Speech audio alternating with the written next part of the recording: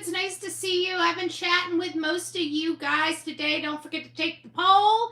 We got a poll going. What do you think happened to Lilly and Jack Sullivan? Lilly is 6 years old. Jack is 4 years old. This case is a little bizarre.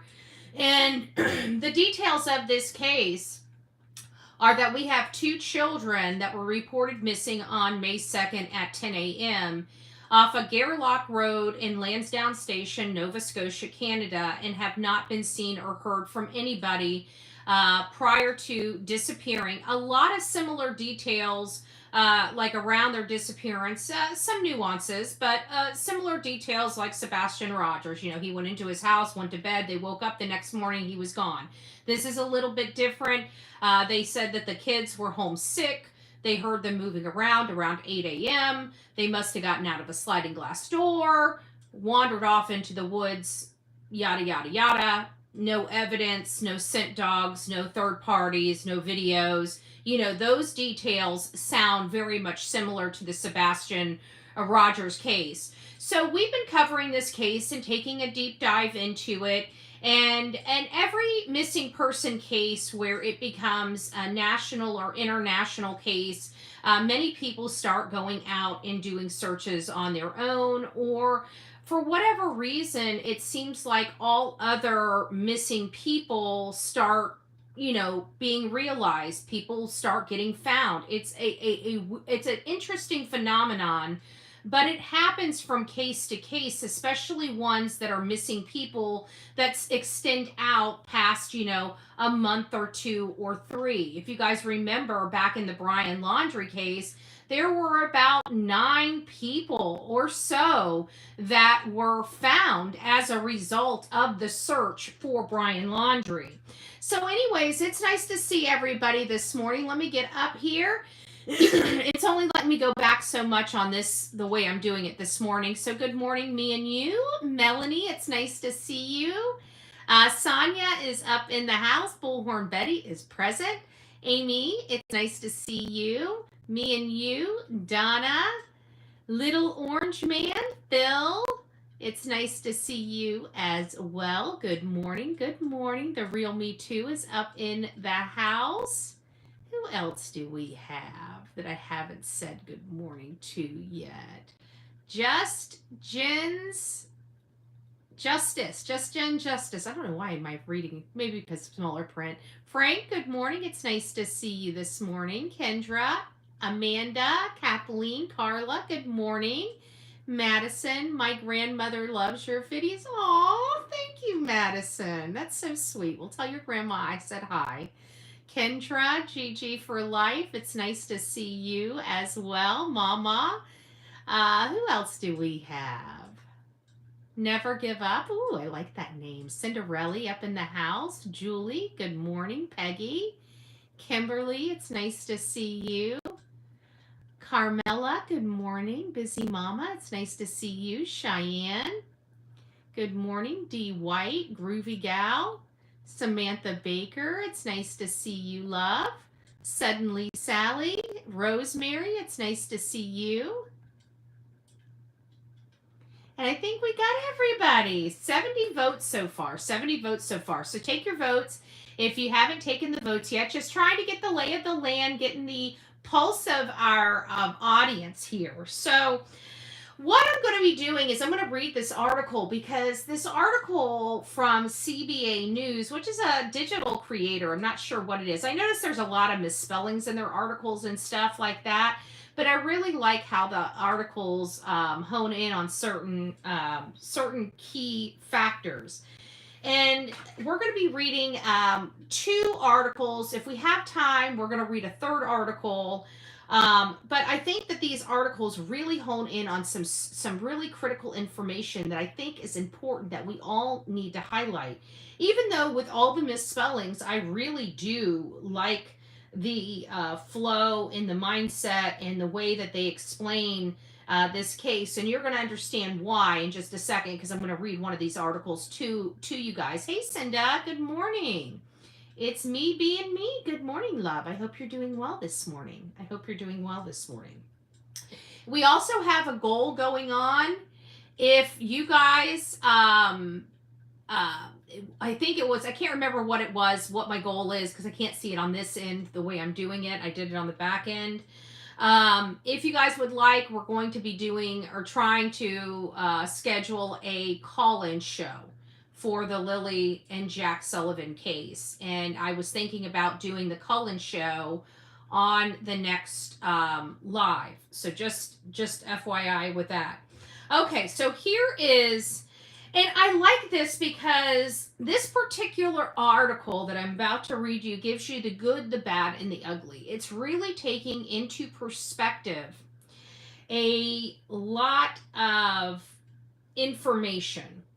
It's taking into perspective some of law enforcement, their challenges, some of their shortcomings in the case so far, and it really kind of hones in. I just like the flow of this particular article. So I'm going to go ahead and start reading it, and we're going to have there are some discussion points that I have in here, and there are some things that I also want to read and I want you to understand, because I'm also going to say Sebastian Rogers, because these are pertinent in Sebastian Rogers. Even though these two cases are in totally different countries, there are some statements made in this case with Jack and Lily Sullivan that are pertinent in the Sebastian Wayne Drake Rogers case. Hey, Magic Star, it's nice to see you. Tammy, good morning. Denise, if I didn't say good morning to you, it's nice to see you. So here is what, is this the run? I think this is the right, nope, this cannot be the right one. Is this the right one? Yeah, I guess this is the right one. Okay. It's pretty long-winded, so bear with me. It says, we will be discussing the Jack and Lily Sullivan case because someone on the biological dad's side of the family spoke out, and this will be a shock to you. Also, Lily and Jack went missing, were searched for straight away. This is very important, and I will tell you why. So the first thing we are going to look at in today's, well, he said today's video clip, but we're not going to watch the video clip. It shows that someone left a suspicious comment on one of the family members' posts, which is very worrisome. It reads, post all you want, Joe. I'm still coming to collect. I don't think this is the one I read. Hold on a second. This is not it. It is, yeah, I guess it is this one. No, that is not it. Okay, here it is. Why experts say this case defies all logic. Lily and Jack, they gave you a clue and they said no abduction. Okay, this is definitely the article. I started reading that one. I'm like, wait a minute, this is not the one I wanted to go over. That's a big statement. I think we talked about that too. That is a big statement to make early on in the game. Good morning, Karen. Karen and Karen. You guys are back to back. Good morning. It's nice to see you. Good morning. So even this article is saying that's a big statement to make so early on, that there's no abduction. So they must have had some type of information, whether they were conveying that to the public or not, that led them to believe that there was no abduction. And I think that's critical. I just want to let you know that. So even in this article, they're saying that that's a big statement to make so early on. Based on appearances, this went in the wrong direction early on, and key momentum and leads were lost when they were out in the field looking for the kids that maybe were never there. 2 children vanished, and this is important. No screams, no footprints, no witnesses, and then nothing. Think about that. 2 children. We watched Jack's 2-year-old party, his 2-year-old birthday party. And Lily, when they were bringing out the cake, was screaming. She was so excited. But she has some pipes on her. So I thought that was really interesting that this person writing this article picked up on that. No screams, no footprints, no witnesses, and then nothing. Very interesting. 6-year-old Lily Sullivan and her 4-year-old brother Jack disappeared from their rural trailer home in Lansdowne Station, Nova Scotia, without a trace. Much like Sebastian Wayne Drake Rogers, much like Summer Wells. There was no sign of forced entry, no trail into the woods, just 2 tiny shoes left untouched, and a silence that hasn't broken. And when I read this little thing, just 2 tiny shoes, and then it dawned on me, are these also children that left the home without shoes? They said that they left in boots, their rain boots. So they would have left the house without any shoes. They would have been in rain boots. Were they barefoot in the rain boots? Did they have socks on in the rain boots? So those are that's pretty interesting as well. And then it goes on to say, which I found this pretty interesting because most of us, we come here, we're in the true crime community. We know the statistics here in America. Heck, half the country that watches the true crime here in America knows the statistics in America. But we really don't know the statistics in other areas. And I found this important. It says that over 30,000 children go missing in Canada each and every year. Most are found within days. But this case defies every known pattern, paralyzing every strategy and left seasoned investigators grasping in the shadows. As experts from across the country weighed in, one fact became clear. This was no ordinary missing child case. The case of Lilly and Jack Sullivan didn't just defy the odds. It dismantled the logic we trust and to protect our children. This is the mystery that stunned law enforcement, shook the public, and remains one of Canada's most haunting unsolved disappearance. Why? Experts say this case defies all logic. Canada in 2024 had just over 30,000 cases of missing children. The vast majority of those cases involved runaways or involved teens. In fact, about 90% of those cases resolved within 1 week. So that's kind of their benchmark. I just want to, for everybody, hey Laura, it's nice to see you. Charlie, it's nice to see you. Cass, football mom, good morning. Cheyenne, YouTuber, it's nice to see you all. Good morning, those that are coming in. Who else did I miss here? Nero V, it's nice to see you. 90% or slightly higher found in 3 to 7 days. This is 2%. Nice. That's actually not too bad. Travis, it's nice to see you.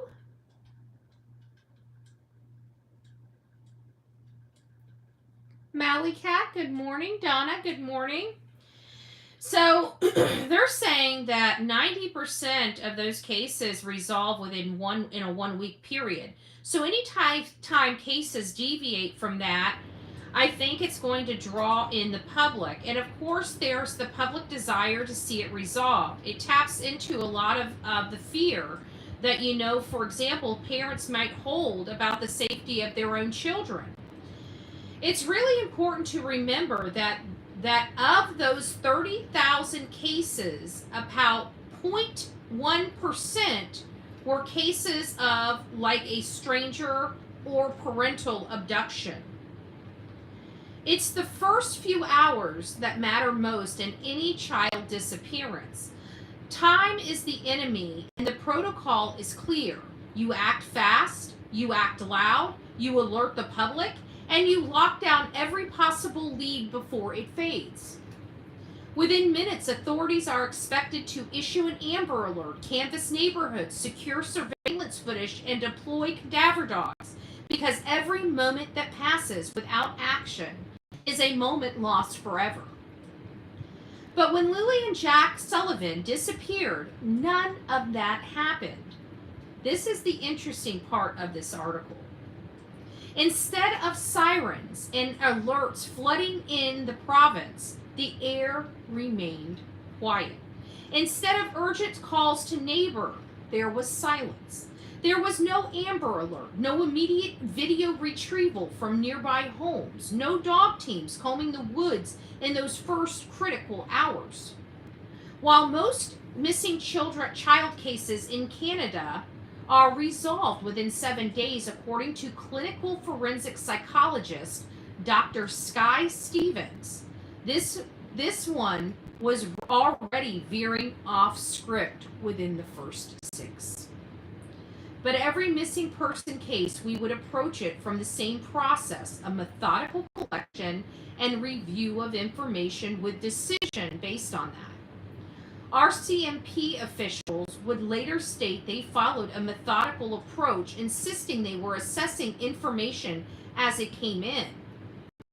But by the time they publicly called for tips, the children had already been missing for over 48 hours.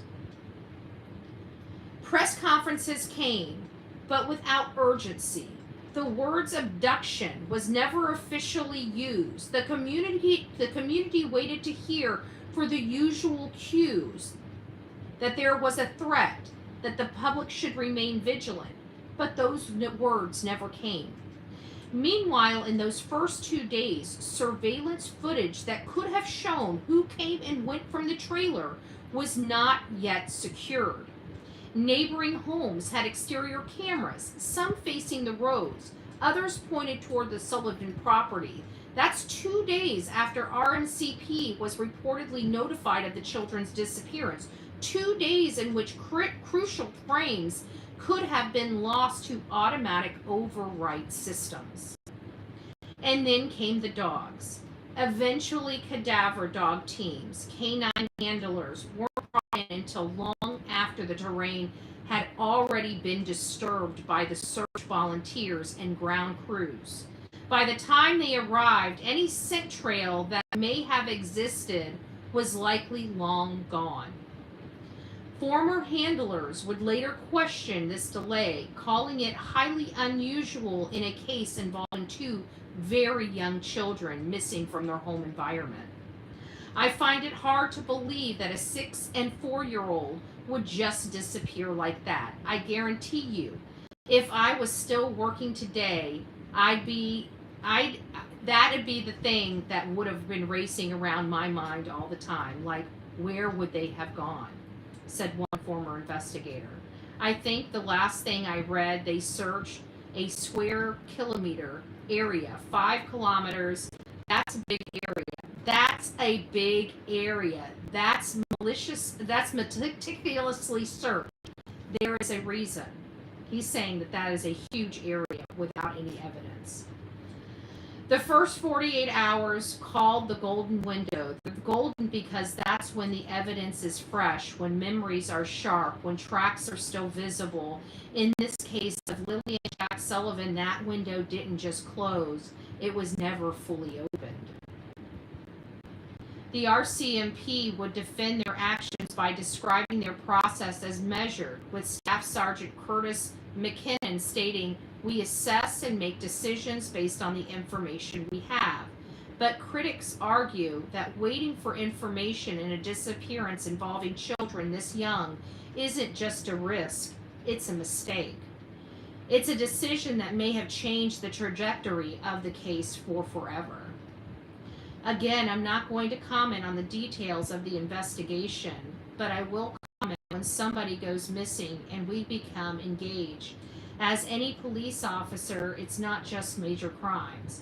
We will look into the details and make considerations on the information we have. When it comes to a missing person, we have automatic considerations. Those that have different character implications and things like that. So we will automatically start to consider what evidence is pointing us toward a suspicious nature. Again, I cannot comment more than that, but every missing person case, we would approach it from the same process, a methodical collection and review information with decisions based on that. In the days that followed, hundreds of volunteers combed the forest, drones took the skies, boats searched the waterways, but by then the trails had gone cold and every step felt like it came too late.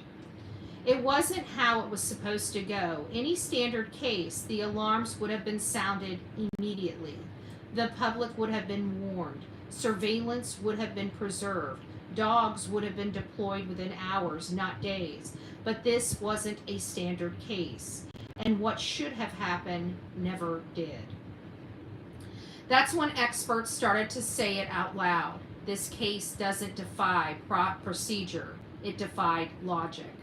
The woods here are pretty nasty. There's a lot of storm damage, so there's a lot of deadfall in that.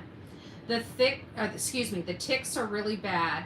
We've had people come out and say they couldn't see them crawling around on the ground. They could see them crawling around on the ground.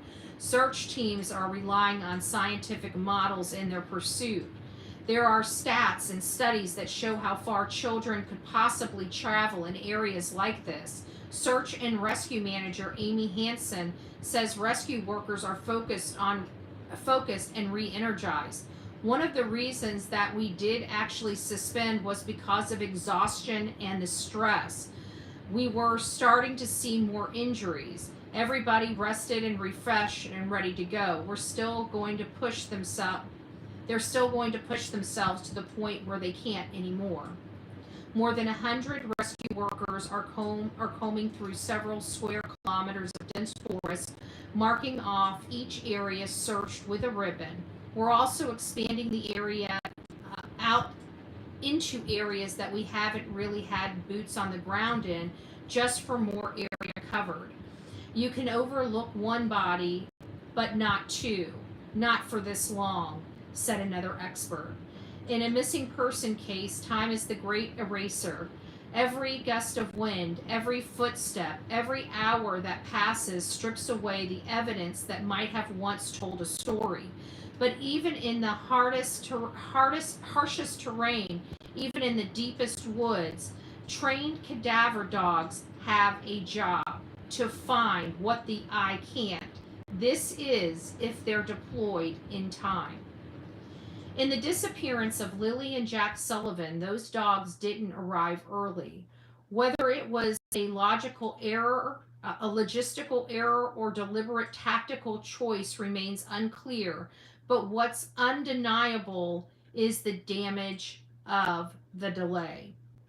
The area was already crawling with volunteers, dozens of boots trampling paths, drones buzzing overhead, scent trails, if they even ever existed, faded by the minute. The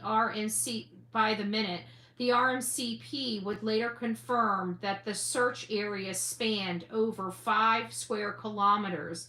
It was, by all measures, methodical and exhaustive. Trees were marked, waterways cleared, ground teams pushed to physical exhaustion, and yet nothing. In the face of such emptiness, experts were forced to admit what few wanted to say. This wasn't normal. This wasn't typical. This wasn't how lost children are usually found. So I thought that was a very well written article, very thorough, looking at a lot of different perspectives when analyzing this case. Well, hello, Spirit Speaker Squad. It's nice to see you. And whoever else came in while I was reading. Who else? VA, good morning. It's nice to see you. Detective Whiskers, Mickey Shell, it's nice to see you. Betty fan, good morning. Michelle, it's nice to see you. Astrology for the Mystics, it's nice to see you. Good morning, good morning. So what, Panda Bear's mom, Plant Lady, it's nice to see you. Good morning. I'm just trying to go in and see if I missed anybody. I think we got everybody. If I missed you, I'm sorry. It's nice to see you. I hope you guys are doing well. Reba, good morning, love. I hope you're doing well. Good morning, good morning. So, I don't think I realized the timing when the dogs got there. You know, this is more information. Crystal Pistol, it's nice to see you. Good morning. So, I really like that article because, again, these are things we were unaware of. You know, we're kind of realizing after the article came out about the RCMP going around and collecting videos that they must not have collected a whole lot of videos when they were there, you know, on the ground. Hey, Vicki, it's nice to see you. Good afternoon to you. So I don't know. I think I need to review that article a little more. I think we have several talking points just in that article alone. But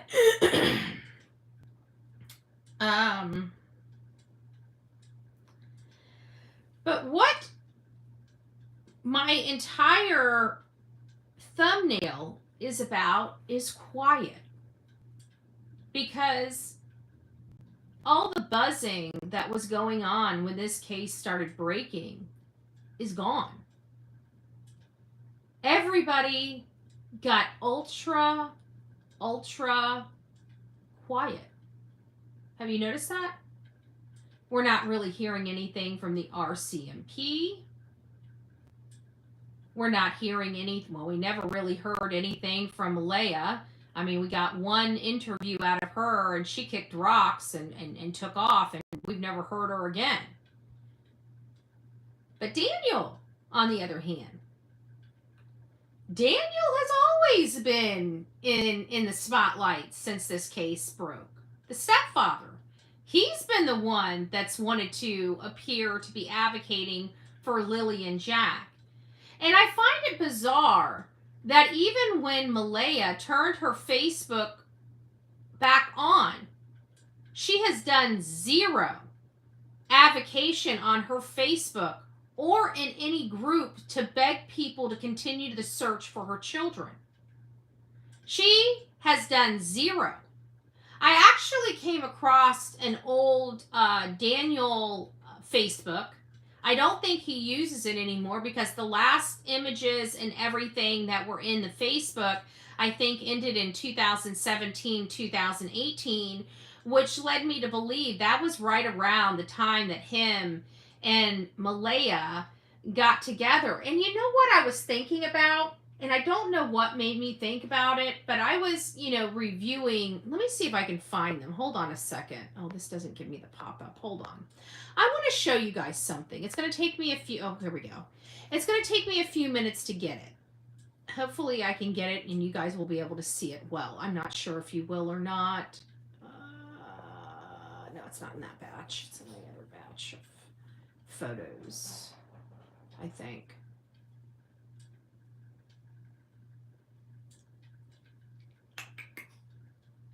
Here we go. So I want you to pay attention to Malehya. So here's Malehya. This is mom. I want you to look at her. And while in this photo here, which I don't know when this photo was taken, was it way back in, early on? Even in the video, the interview, the one interview we have of her on record, right? She didn't really, let me see if I can find that photo. I'm sure I probably have a photo of them, of the mom. I want to find a photo of her that day. Here it is. I think this would probably be more. So you even see that one. Now look at this one. She looks, she just doesn't look the same. I mean, her skin looks better here. It could be filters. I don't know. But over here, she doesn't look as refreshed, okay? And I'm not saying a whole lot about it. But you guys need to go back and look at the photo. I don't have it. I'm going to have to capture it. And right now, it's not the time or the place to capture it. But the video of her the morning that she reported her kids missing. Now, granted, it's probably the worst day of her life. So people have that thing to say about it. But she doesn't look the same. And I don't know what made me. I think it was the statements that I read yesterday from Cody's family, his aunt and his mom. And it made me realize that she's removed the children from their family in the last year and a half. So I'm starting to look at this case and I'm thinking, okay, what has happened in the last year and a half that could have provoked this isolation where she didn't want the family seeing where she's living and stuff like that. And then I went back and looked at the photos of these kids.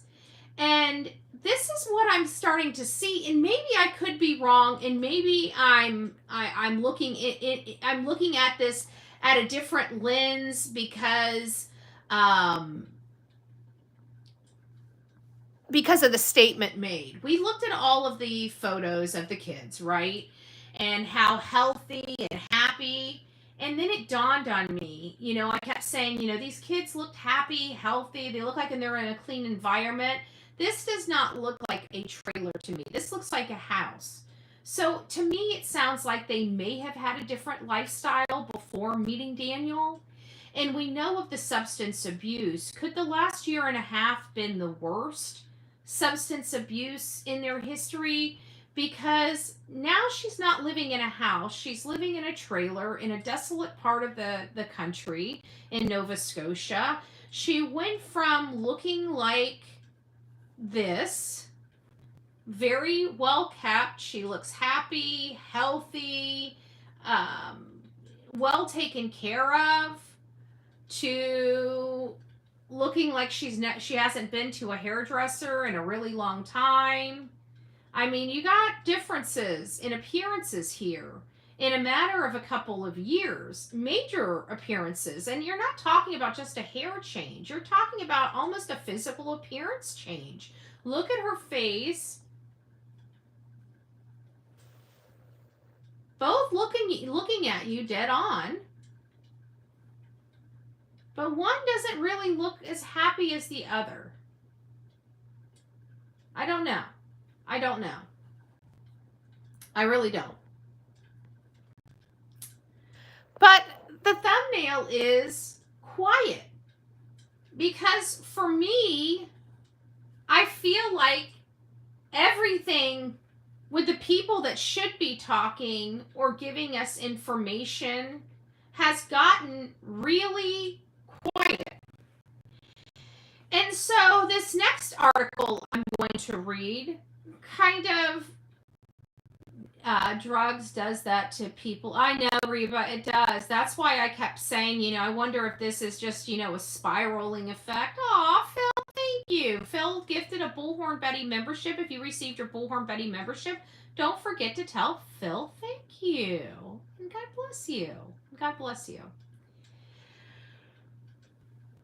And for, who was it? Amy Lynn, you got your gifted Bullhorn Betty membership. Welcome to this crazy family we call the Coffee Club, i.e. the Insane Asylum. Grab your straitjacket in your padded room and welcome aboard. So I think this next article kind of hits on that. And it's starting to question the polygraph as well. I think we forgot about the polygraph. Remember, the stepdad wanted a polygraph administrator flown in. Whatever happened with that? Did they fly one in? Did he take a polygraph test? Why is there so much silence? Why is nobody advocating for these missing children? Let's read this. I can feel the growing frustration surrounding the lack of answers in the case of missing siblings Jack and Lily Sullivan. The mother spoke out once and has remained silent ever since. She hasn't done much to keep their names and the face in the public eye, and we've discussed that. She has activated her Facebook. She has no missing flyers on her Facebook page. She's not keeping the public up to date and keeping or attempting to keep fresh information so the kids are top of mind. We're doing that.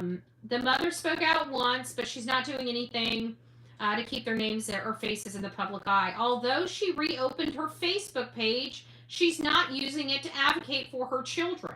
And she's not. Now, that could be yes and no, because all that's on her page are her children. So I'm not sure if I'm saying she's not doing anything to advocate for her children. She's not actively advocating for her children. I'll say. Daniel, the stepfather, has also stopped speaking out. It's awfully quiet in the case of Lily and Jack Sullivan. Perhaps he was told to stop talking. Something is going on. And I believe the police are starting to suspect foul play. Aw, thank you. Thank you, Amy M. She says, love you and Delilah. Delilah's right here. Oh, she's upside down. She's like, She's upside down. She's got the pillow covering her head. I just look down and all I see is paws. All I see is paws. Thank you. I will never understand why a mother would leave the place. Listen, I don't get it. I'm not a mother, but if I lived in the area, I wouldn't leave there until the kids are found. Just being a neighbor, a community member. You know? I don't get it either. I don't get it either. But perhaps they were told to stop. Maybe police are starting to suspect foul play. I believe they are, because they've expanded their collection data all the way back to April 28th to May 3rd. That's huge. That was the first indicator that they weren't really believing the timeline, in my opinion. The last we heard is that investigators are combing through the neighborhood, the local shop surveillance footages, and seems that they are trying to determine whether the children were seen on Wednesday or Thursday, the 2 days they were kept out of school. I don't think they're going to find them on the cameras. I really don't, because I think somebody would have leaked those to the public by now. But, you know, that's in America. I don't know what the laws are in Canada, right? So what's next in this case? Will there be any more searches for the children? Well, that's a problem as well, because we're hearing that RCMP is closing up shop, at least out there in the field. And our RCMP spokesperson provided some insight, stating that the work to find Lilly and Jack remains very active, with full complement of resources, tools, and many investigators working to determine the circumstances of their disappearance. However, there are currently no planned ground searches. Future searches will depend on whether investigation leads or whether new evidence points to a specific or specified area. Questions were also raised about whether polygraph tests have been used during the investigation, but the spokeswoman declined to comment, saying that the techniques used in the investigation will not be shared to the public at this time. From what I can gather, authorities may suspect that the children are no longer alive and that foul play is involved. Still, no arrests have been made until a solid case is built and all evidence is properly gathered. It is also unclear whether cadaver dogs have been brought to the property. This is where the case currently stands. I continue to pray for little Jack and Lily, hoping that answers and justice will come soon. So, you know, that's when I start hearing people go quiet, we know that we are taking a veer into a different area. Good morning, Seashores. It's nice to see you. TD Dean, good morning. Lisa B. Always. Marianne, Woman's Warrior. Oh, it's nice to see you. I suspect she has serious postnatal depression. You know what? And I was wondering about that because, you know,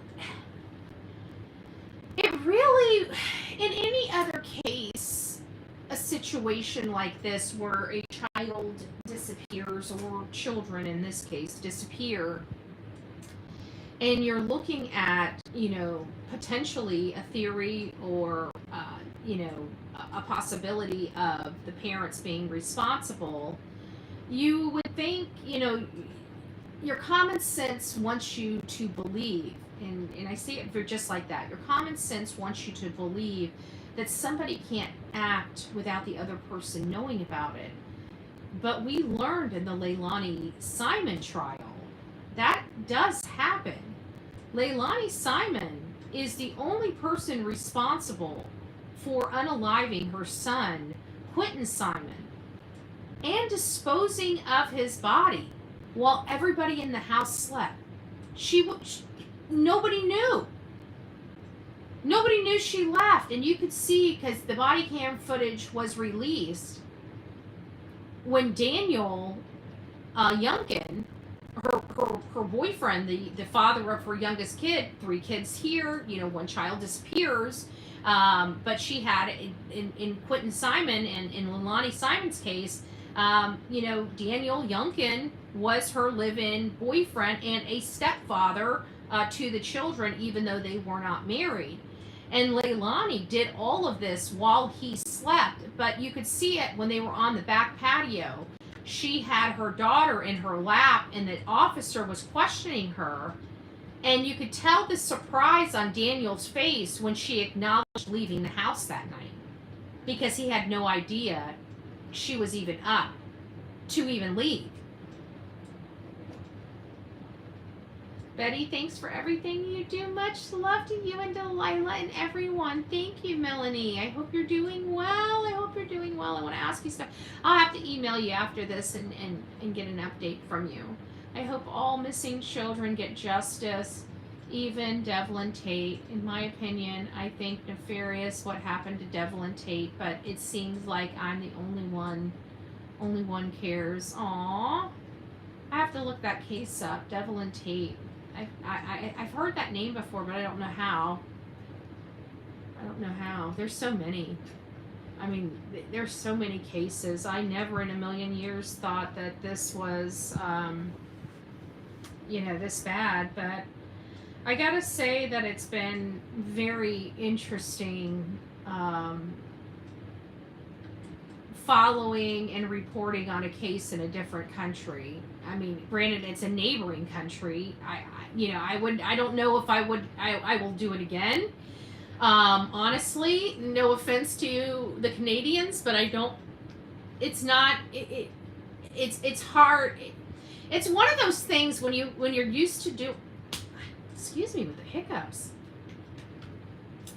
It's one of those things whenever you are so used to and accustomed to doing things in the same pattern and going to the same websites and doing searches on these websites, and then going to those websites and realizing you can't search in Canada, and you're kind of like, well, this is interesting, and you're trying to find ways to do, good research, and I feel like a fish out of water. I know we're getting all the information and we're relaying the information, but it's like you're so comfortable. It's like you know that no matter what, you can go to this website and you can get this, and you go there and you're like, well, that's interesting. This ain't working. This ain't working. So, but at the end of the day, it is about the avocation of the children. It's about being able to have them on a thumbnail while you're here having a discussion on whatever topic of conversation, like a word, quiet, and it's something where you take the word quiet and you turn it into an hour show with the children's face behind it. That's the avocation of it. It's not necessarily about talking about the same things over and over and over and over and over again. It's about having unique conversations and perspectives about a case in an effort to keep their face and name out there as far and wide and as long as possible. So I'm hoping that they are found soon. But way too many, amen to that, Lisa. She says, way too many missing children, breaks my heart every time I hear about another case. I know. And the one thing I don't like about the children cases is because it's the majority, and that's what people don't understand, and it's what makes me the sickest to my stomach. The majority of the time. It's not the least amount of time. It's the majority of the time of these missing children cases that aren't found, that it's either a caregiver, a guardian, or a parent. It's the majority of the time. And that's what's so disheartening. You're already going in here, and it's like you already got this perceived bias going in because of the statistics. And it's like you got to be very, very, very cautious about things. And I'm getting to the point in this case that I've had no corroboration. You guys know me. I'm on Facebook, TikTok, X, YouTube.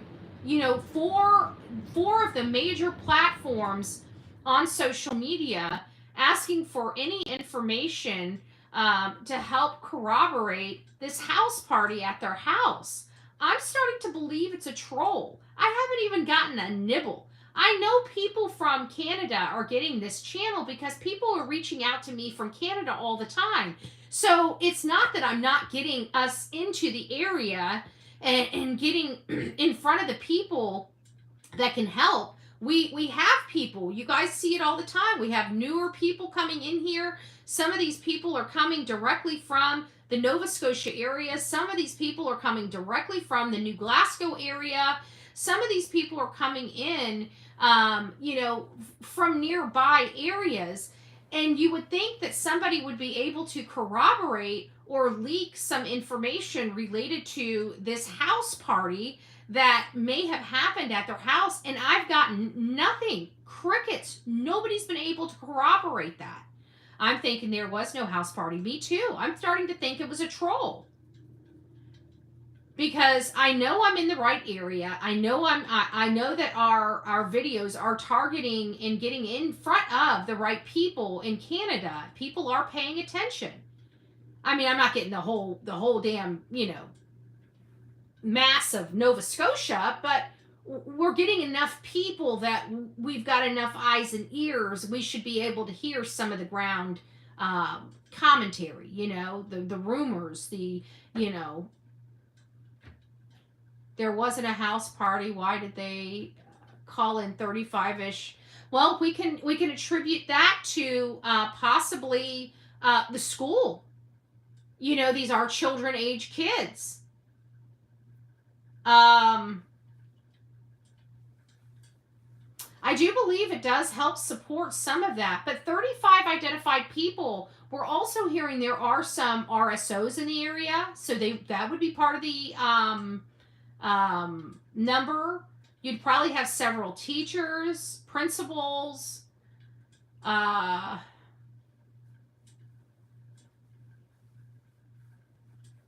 don't know, Amy. That's a good question to consider. It's a good question to consider.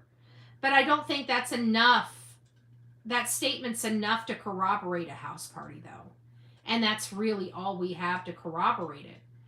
And I've been here for well over a week trying to get, just some scintilla of information on it, and nobody's sent me an email or anything. I think we would have heard if there was a house party. Well, there was a post from somebody that alleged to be a neighbor that there was a house party like the day before or 2 days before the children disappeared, either Tuesday or Wednesday night. That's what I heard. That's what the rumor was. But since the day I heard that rumor, I've been pushing for somebody to try to send me some corroborating information. And I've heard crickets.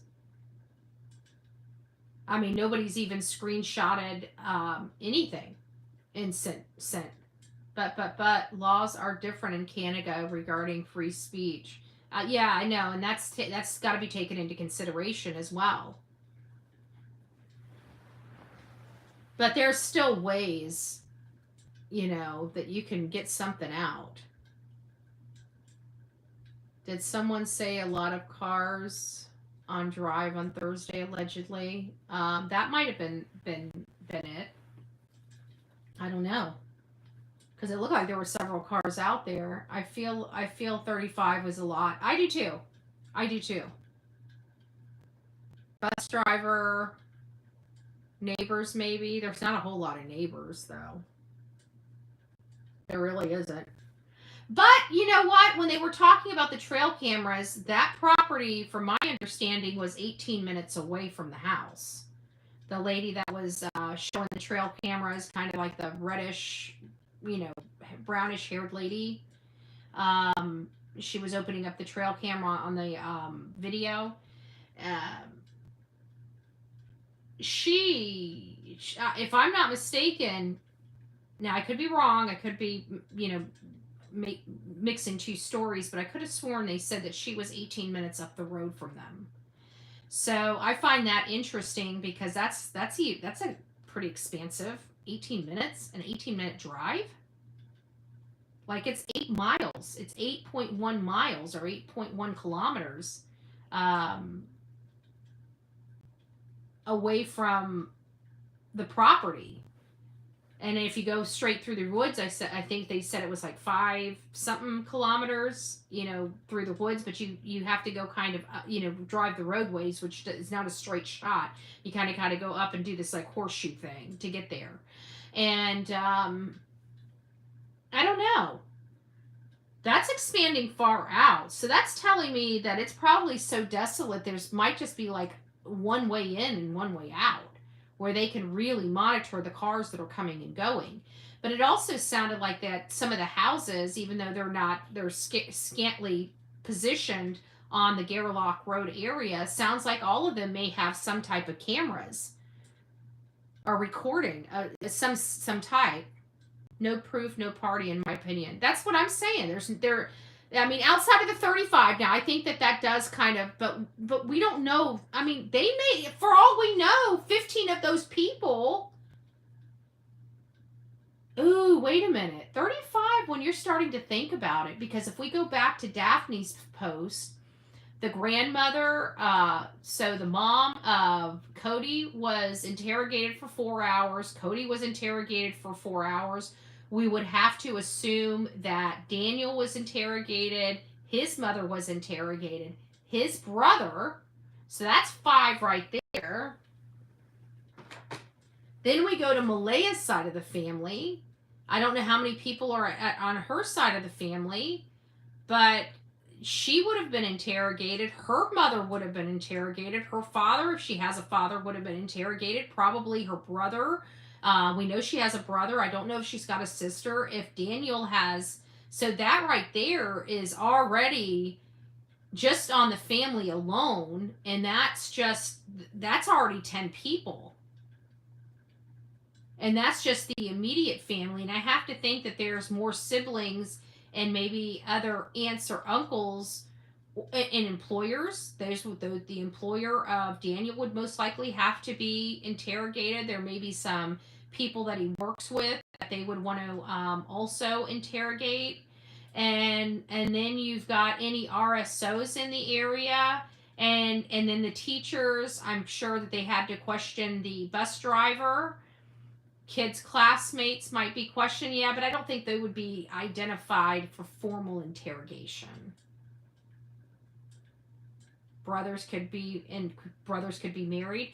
So I think that could add up to 35 people fairly quickly without a house party.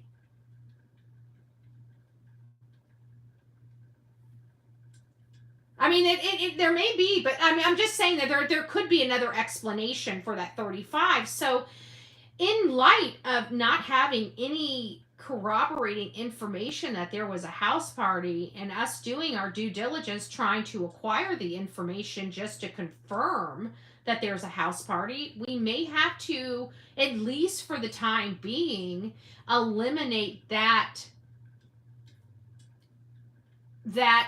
part of the scenario until there's more information supporting it.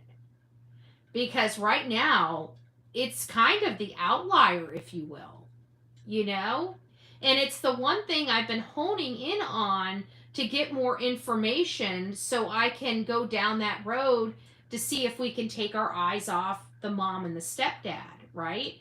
And then even when we're looking at the mom and the stepdad, are we looking at them in collectively, or are we looking at them independently of one another? Because I think we really do. I mean, in light of, say, Susan Smith, in light of Leilani Simon, in light of Casey Anthony, we have to understand that moms are capable of doing things without other people knowing what they're doing. So do we look at them as a package deal, or do we need to separate them and look at them independently if we're looking at them? But the whole reason why it's so important for me about this house party is because that brings other individuals into view that may need to be looked at because they were within an arm's reach of the children. if that didn't happen, we're back to square one. Who was in the house? Who was around these children last? Who was the last one that saw both of these children together? If mom saw the boy and the stepfather saw the girl, yet both of them are missing? I mean, it does sound sus. But I was very hopeful for this house party, not in a hopeful sense that you may think, but just in a hopeful sense that we might have another alternative theory to maybe this case won't follow our statistical probabilities that we have in cases like this, right? That there might be some hope that these parents, because I looked at these children's lives. But the one thing I noticed is when those children were happy, when they looked like this, when they seemed like they were enjoying life, this was a couple years ago.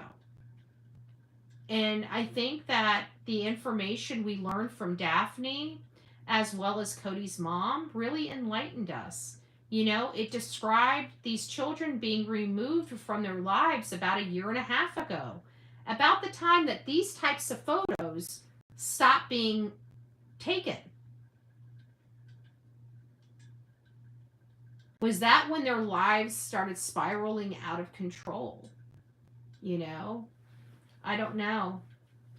I just keep looking at these babies and just sitting there thinking, how can you just wake up one day and your babies be gone and then you just take off? Like, I can't, nobody's going to be able to provide me a good enough reason, even in light of, oh, well, she had to get Meadow out of there. Okay. She can go give Meadow to her mom. Meadow's safe. And she can be there for her other two children. But she's not. She gave one interview and she took off. She took off like freaking the Roadrunner. And we haven't seen her or heard from her since, except for her to flip the switch to turn her Facebook page on after she cleansed it. And she still has yet to post a missing child's flyer, her own children's missing person child flyer, on her own Facebook page. Nothing. And I for the life of me, can't figure it out. Where's the PIs? Where's where are they coming forward? We need to get PIs. We need to buy PIs. Where's the fundraisers for reward money? Where's the fundraisers to raise money to hire PIs and other outside sources? There's crickets. There's crickets. Even when Daniel was talking to the press about calling in the polygraph administrators and having them flown in, he never once talked about private investigators going out there and being hired to help search for the kids. Mom more interested in playing games with Daniel. That's my opinion, the real Me Too. I mean, who has time to, who gives a crap about whether you're together or not together? Is it really appropriate to be breaking up with somebody in the middle of a missing child search? I mean, I would think that a parent of a missing child would have better things to be doing. Would have priorities set a little differently than that being the top priority of their day. But again, weird behavior. We know drugs are attributed. I was thinking about this, but it does come back to the house party, though. But maybe not. Maybe they didn't need a house party. I kept thinking, I'm looking at their life, and I keep thinking, is there abuse here? I don't know if there's abuse here.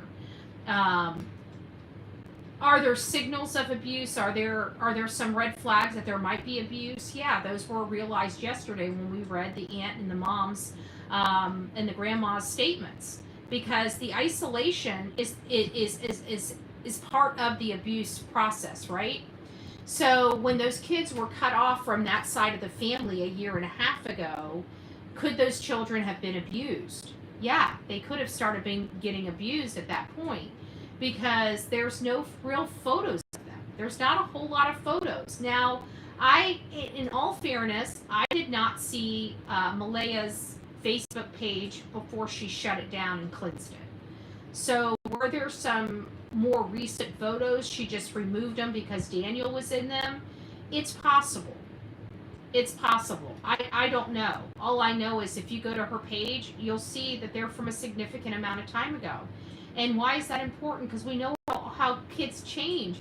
When they're young, they grow so much taller. They have so many different changes in this age, in this age bracket.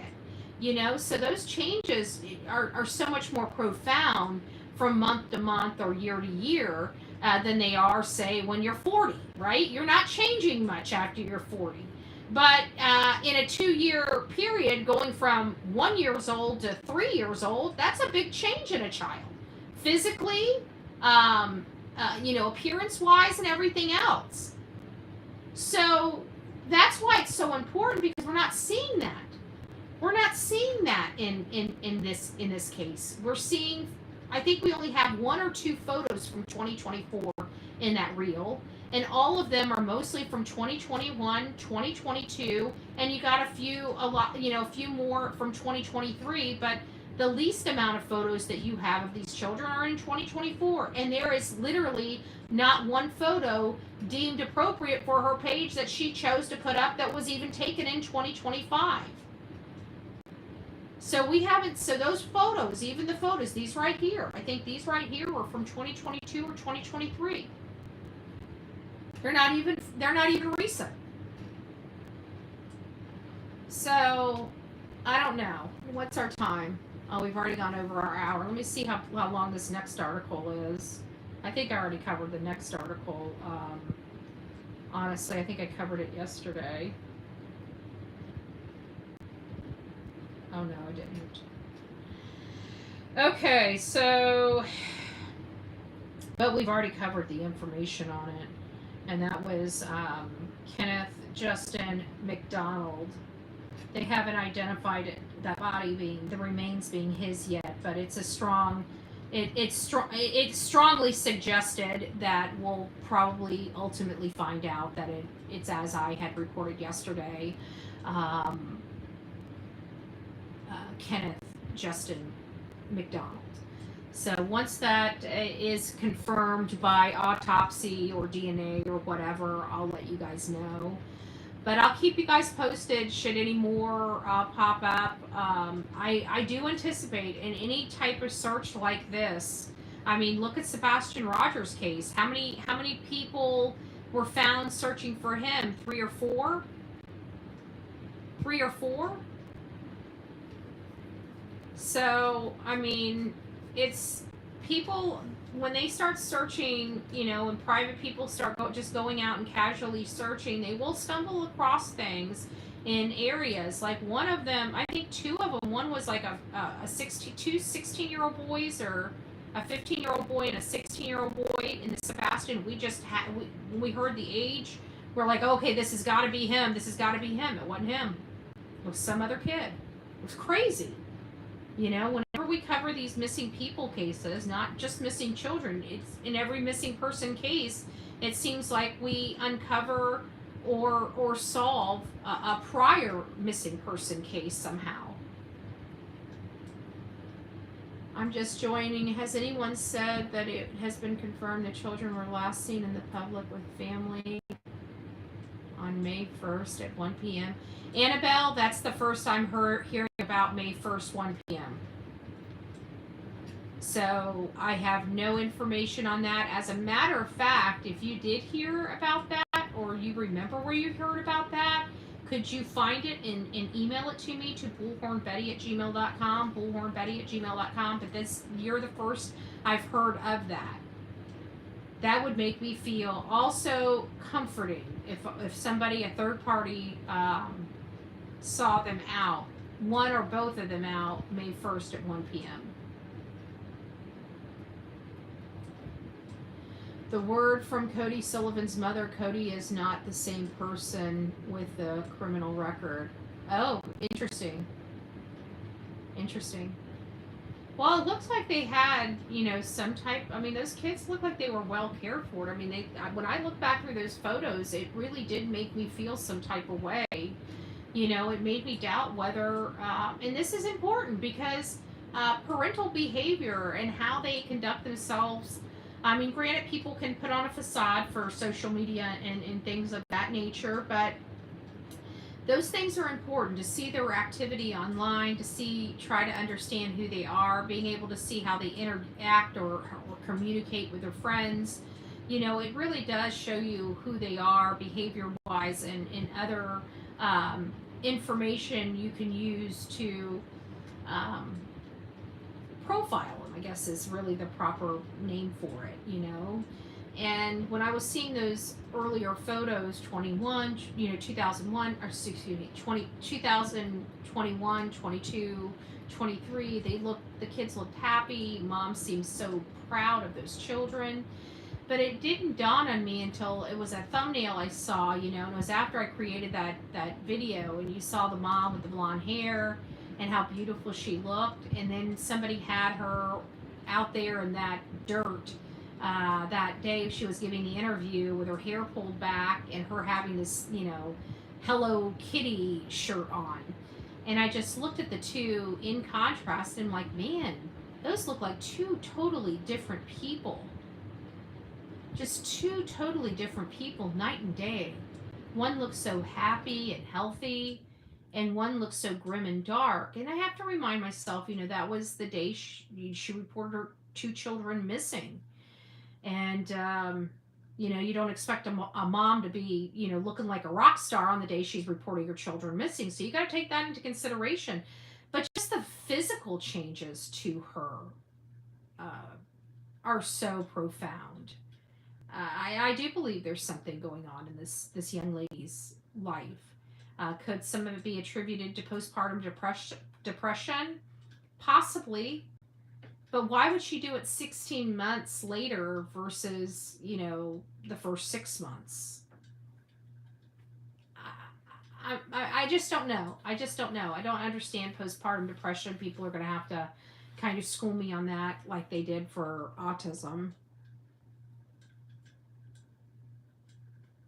I believe the mom was going through some problems and her interest in Lilly and Jack changed. It's possible.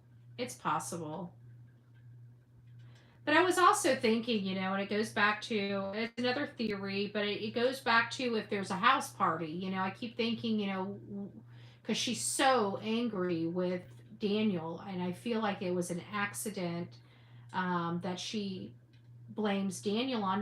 I was looking at temperatures. I'm trying to get an overall feel. I'm looking at a bunch of different angles, when it comes to this case. And so one of those is weather. I don't know what Nova Scotia is how cold it is, and what that temperature is in Fahrenheit versus Celsius. And so I'm learning a lot of information about the weather conditions there. But one thing I can say is it's cold. It's not below freezing. But it's fairly cold. I think it's like 40s and 50s, Fahrenheit, what we would understand. So it's like 40 or 50 degrees, maybe 60s in that area. So fairly cold for children. And I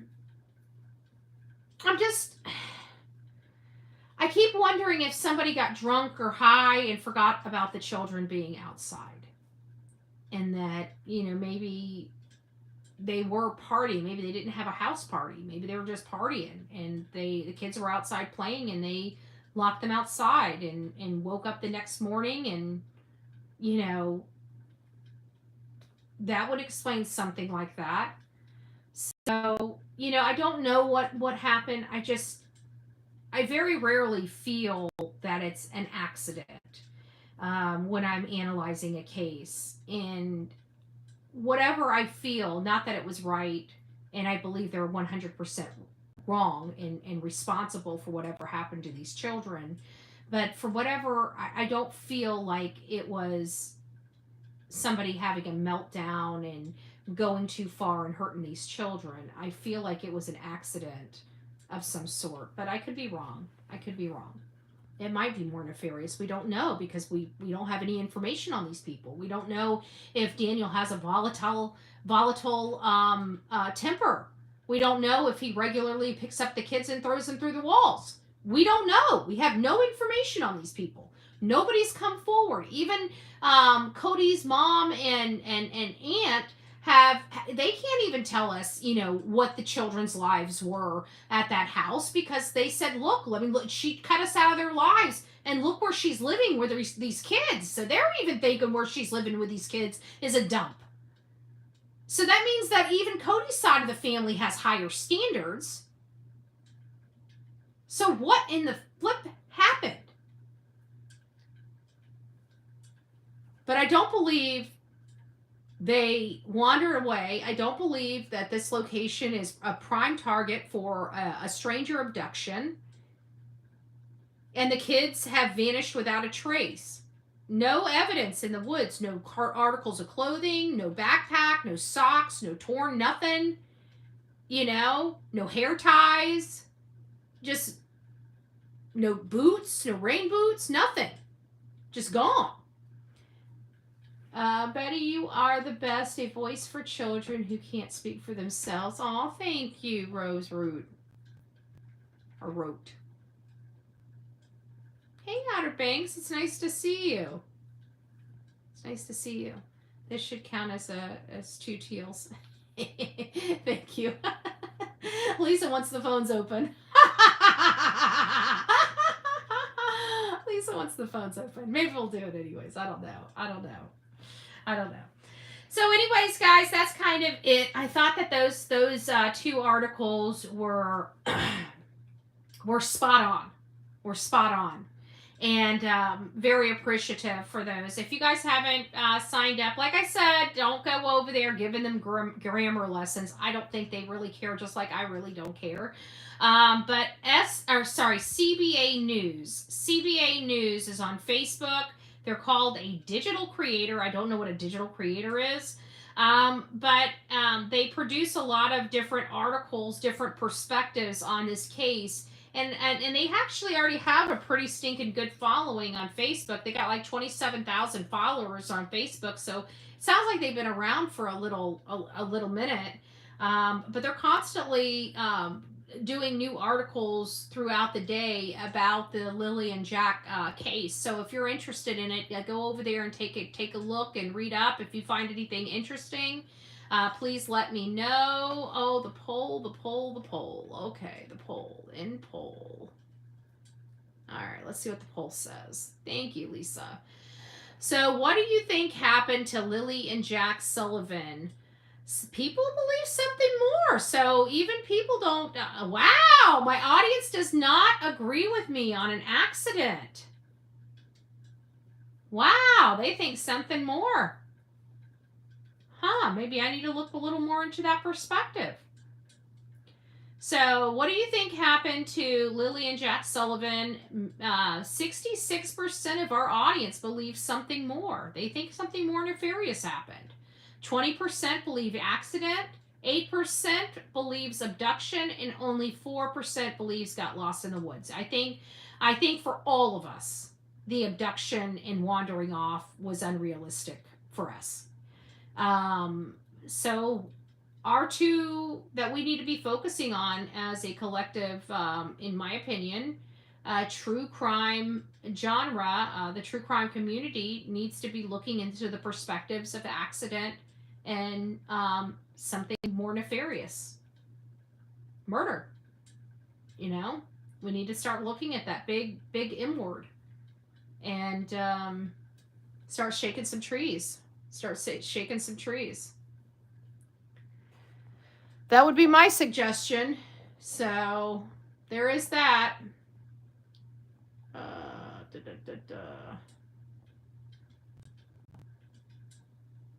They need to check under the house for a bunk. They did, Rod. I do know that the law enforcement was back. I did get enough corroborating information to know that they came back to the house and did a search of the entire property, under the house, everything. I heard, and I'm on good accord that they did do that. They did do that. I think it was right at the time or the very next day after they said they're scaling back the search. They went to their house. That I think it was the very next day, and went under their house, everything. So I'm confident that that's been done. Hey, Jets Mama. Accident and something more could be linked. Well, either way we look at it, those are the two that are taking the most prominent, and they could very well be linked. But if they end up being linked, then our 80% of our audience believes that that's what it. And you're probably right. It could have been maybe a little combination of both. But either way, that needs to be where our focus is as a true crime community, is the accident perspective as well as the more nefarious perspective. So we'll start working on that. What keeps making me question accident is Chris McDonough's first. Oh, hold on here.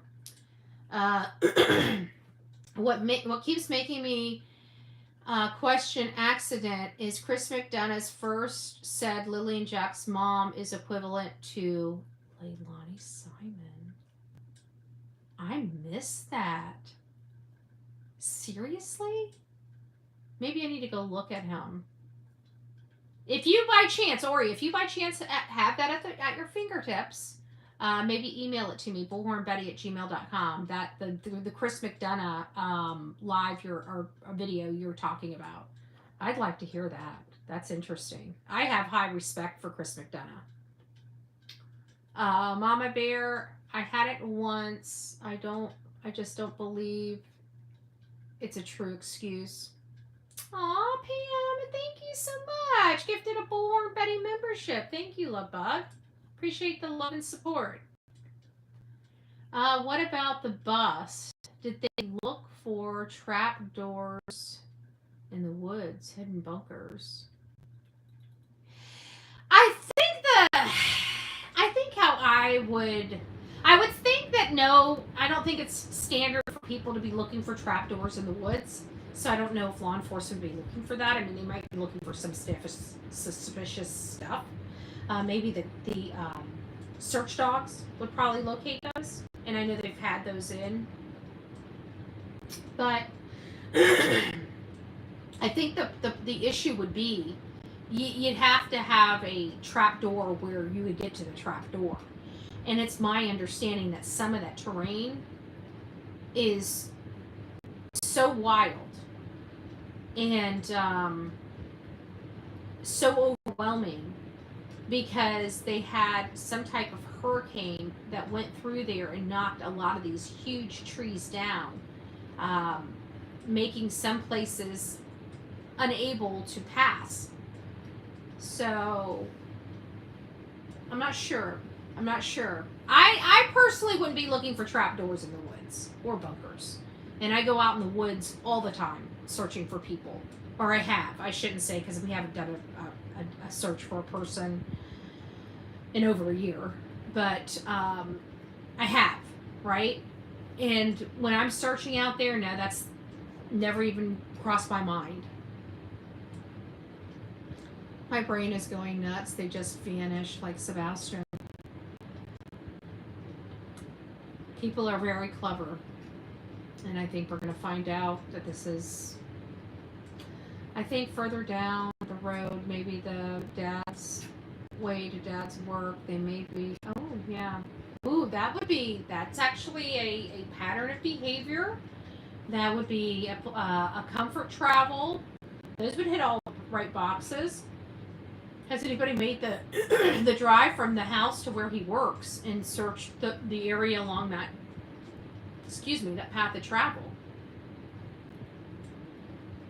I don't know. It seems like they want to stay there. I don't believe in situations like this, especially when I believe that there may be a day or two that the suspects may have had to clean up. I truly believe people take the opportunity to go out further than they probably would normally. And with it being as desolate as it is out there, they wouldn't have the fear of being pulled over from law enforcement, because I doubt they see law enforcement very often, being that far in the rural. Just like, when we go out to Maca City, that's our rural area here. And when we were younger, we could get away with a lot out there. A lot. You're right? There was hardly any officers because it was outside of their route. And, you'd have an officer that patrols that area that may, drive by their patrolled route maybe once an hour, once every hour and a half, 2 hours. I mean, that's a long time to go without law enforcement. You can get just about anywhere. So we have to take that into consideration. So they'd be more comfortable, moving stuff around a little bit further without having to worry about law enforcement being near. So I believe those children are much further than the immediate area around their house. If the parents are responsible. Again, big if. I'm UK midwife, and mom could definitely still have postpartum depression. Okay, well, that's good to know. I didn't know. I don't know about postpartum depression. Would be great. Incubated by any substance abuse. Ooh, exacerbated by any substance abuse. Interesting. Well, that's good information. Thanks, Jet's mom. Those woods are treacherous for adults searching, let alone children. Yeah, that's what I'm saying. And so that's where it comes back, Tammy, to the whole, trapdoor thing. I mean, it in theory it sounds okay, but where would it go? I mean, how would you get to it? How would, you'd have to make a path to the trapdoor. I mean, it's so treacherous and rugged out there. I don't think people understand how treacherous and rugged it is out there, but if there was, I think the trap door theory would fail in itself, because you'd have to make a path to the trap door. Exposing the trap door, right? That might have answered the question. And maybe just me, but stepdad's brother and mother is suspicious. Just the brother hit my mind. But see, I heard the mother lived on there, and then one day it was like the brother lives on there too, but I don't think I've had any formal sources say who's on the property. I definitely know the mother is, but outside of people saying the brother is, I've never heard anybody else. I know his mother's there because he's made statements that his mother's had to kick people off the property. So we know mom's there, but we've never heard any official source talk about his brother. And I want to make sure that we're very careful, because we have heard that there's a brother staying there, but not from a corroborating or verifiable source. And we have never had it corroborated or verified that the brother truly is there. So maybe somebody has. I just haven't heard it, but I'd like to hear it. So if you know that somebody has corroborated the brother being there, send it to bullhornbetty@gmail.com. I'd like to look at that aspect of it. How could mom do something with the baby in the bed with dad and expect a baby not to wake up or cry? Believe it or not, Leilani Simon had 2 other children in that house, including a baby. Including a 6-month-old baby when she unalived her 20-month-old. So it really isn't something I can see to this age. Shireen is really going really rough there would be something, in my opinion. Access to your children. I don't know. It's easier than you think. It might be. Hey, sweet misery, it's nice to see you, love bug. I hope you're doing well. I think I'm going to stay in today. It's too damn hot to do anything. Well, I'll do some yard work when I take Delilah out back to play ball with her. When she gets tuckered out, she likes to get up under the shaded tree and lay down and just kind of... So, I do some yard work. That's the only time I'm going out in this heat today.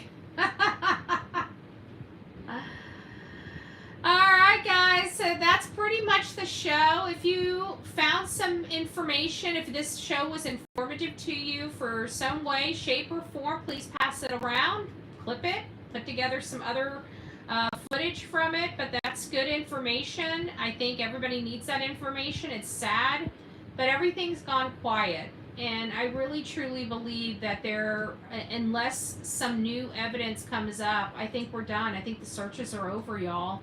I think it's over. I think they've combed through everything that they can comb through and around these children's house. I think it's very, very, very clear that these children did not wander into those woods. These children are not in those woods. So we have to look further out. So if you have any suggestions, please send that to bullhornbetty@gmail.com, bullhornbetty@gmail.com. Love it, love it. It's nice to see you, love bug. I hope you're doing well. And on your way out, don't forget to hit that thumbs up button. Thank you all for being here. Thank you all for participating in our fundraising. Let me just go and thank all. Look at all you beautiful people. We have Melanie, say some prayers for me tomorrow. I hope I get good news. I don't have what they said. Oh, the myeloma. Love all you guys. Betty, you're the best. Oh, we're going to definitely be praying for you, Melanie. Praying for you. Just keep your mind off of it. Just every time you go back to thinking about tomorrow's appointment, just find something and keep yourself busy. Anybody calls me, you'll know that that's my solution for anything. When things are going really bad, just keep yourself busy. You'll work through it, and when you can't work through it, you'll have to stop and think about it and get a path forward. But until you know anything, you keep your hands busy. Stay busy. Phil gifted a Bullhorn Betty membership. If you received your Bullhorn Betty membership, don't forget to tell Phil thank you. And for those that received their Bullhorn Betty gifted memberships, please don't forget to tell the person that gifted you that membership thank you. And welcome to this crazy family we call the Coffee Club, i.e. the Insane Asylum. Grab your straitjacket and your padded room. Amy N says, love you, Betty and Delilah. Melanie says, Betty, thanks for everything you do. Much love to you, Delilah, and everyone. Lisa B. always says, way too many missing children. Breaks my heart every time I hear about another case. Amen to that. Look at that SRK's 12-month Bullhorn Betty birthday. I missed that. That's why I always try to go through them at the end, just in case I miss any. And that is a huge one. Well, happy birthday to you. Cha-cha-cha. Happy birthday to you. Cha-cha-cha. Happy Bullhorn Betty birthday to SRK. Happy birthday to you. All right. Love you for the whole year. Back at you, babe. Betty, you are the best. A voice for the children who can't speak for themselves. God bless you. And thank you, Pamela, as well. I appreciate it, guys. God bless you. I hope you guys have a great and fantastic day. This is not going to be obviously the last video for the day. We still have, I know. I wasn't expecting that. Usually I do. That was kind of a mix between, I don't know. I don't know. We need to have a Bullhorn Betty birthday song, okay? If somebody wants to make me up a Bullhorn Betty birthday song, we'll all, like they do at the Carrabba's, happy birthday! We need to have like a little, right? We need to have our Bullhorn Betty birthday dance and song, right? All right, guys. Oops, Delilah's starting to move. All right, guys. You guys have. Well, if you're gonna move and you're gonna kick my camera, come here, say hi to everybody. Come on, shy girl. Come on. There she is. Oh, there she is. Ah, what we have a Delilah girl. Hey, Mommy, I'm just waking up. What are you doing to me? I'm not even dressed, Mommy. I don't even have a dress on. That's okay. Everybody likes to see your naked butt. I'm just saying. She's such a sweet little girl. All right, there you go. All right. She is. She's still the apple of Mommy's eye. She's my gal pal. My gal pal at all. She's my gal pal. All right, guys. Well, you guys have a great day. We'll see you later this afternoon. And if you guys have any information, any breaking information on this case or any other case that we're covering it, please send it to bullhornbetty@gmail.com and put in the subject line, breaking or important or lady, read this damn post. No, I'm just joking. All right, guys. We'll see you soon.